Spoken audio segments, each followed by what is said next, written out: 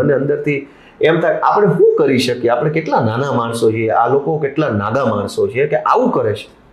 ગુજરાતની જનતાએ આ વાતને બહુ જ ગંભીરતાથી લેવી જોઈએ. ભાજપનો જે નેતા ઝપટમાં ચડે ને એને ડોળા કાઢીને પૂછવું જોઈએ કે તમારા બાપની પેઢી નથી કે તમે આ વિધાનસભાનું સત્ર નથી કરતા, કે તમે જેને મત આપો છો એ સરકાર આવી છે, તમને 100 વારીઓ પ્લોટ નથી આપતી, તમારે સરકારી જગ્યામાં મકાન બાંધીને મજબૂરી વચ્ચે રહેવું પડે છે, તો સરકાર તમને રહેવા નથી દેતી.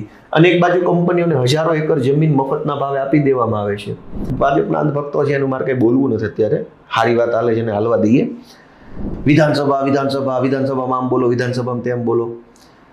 એકચ્યુઅલમાં ગુજરાતની વિધાનસભા કેટલા દિવસ કામ કરે છે? હવે એમાં ભાજપના 2-3 અંધભક્તો એ પાછી એને તો ભગવાનની દયાથી ભગવાને પહેલેથી અભણ જ રાખેલા છે.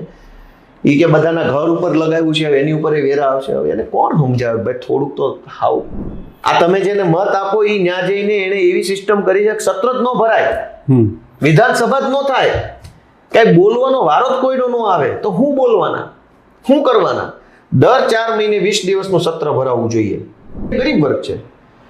ભાજપની સરકારે બધા ઉપર બુલડોઝર મોકલે છે અને ન્યા સિંગમ બનીને ફરે છે ભાજપના માણસો.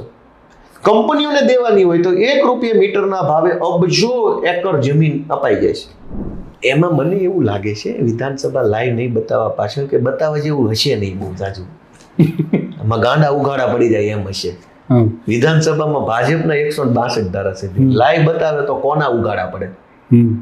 અમારામાં તમે 5 જ છીએ, દાદા તો એના જ છે. પોલીસમાંથી નેતા બાદ લોયર અને હવે લો મેકર બની ગયા છે ગોપાલ ઇટાલિયા, કારણ કે તેઓ ધારાસભ્ય છે. ધારાસભ્ય ગોપાલ ઇટાલિયાના સંઘર્ષના સમયથી લઈ અનેક પ્રકારના સમાચાર સ્ટોરીઝ તમે સાંભળ્યા, પણ હવે ધારાસભ્ય છે માટે આપણને આશા હોય કે ગુજરાત રાજ્યની વાત કરે છે અને તેમણે જે રજૂઆતો કરી છે તેના વિશે વાત કરીએ. મહત્વના મુદ્દાઓ પર તેમણે પ્રકાશ પાડ્યો હતો. ટૂંક સમય પહેલાં મુખ્યમંત્રીને મળીને તેમણે રજૂઆત કરી હતી ટીપી મામલે, ટાઉન પ્લાનિંગ મામલે.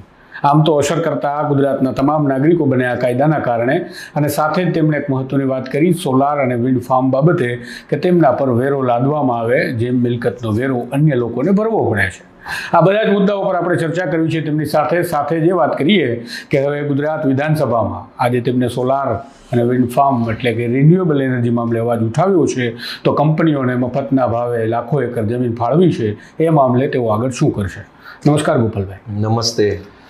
સૌપ્રથમ તો શરૂઆતમાં તમે ધારાસભ્ય બની ગયા છો એટલે લો મેકર છો, હવે માત્ર લોયર નથી રહ્યા અને કાયદાની કલમો સાથે મુખ્યમંત્રીને સમજાવી આવ્યા છો.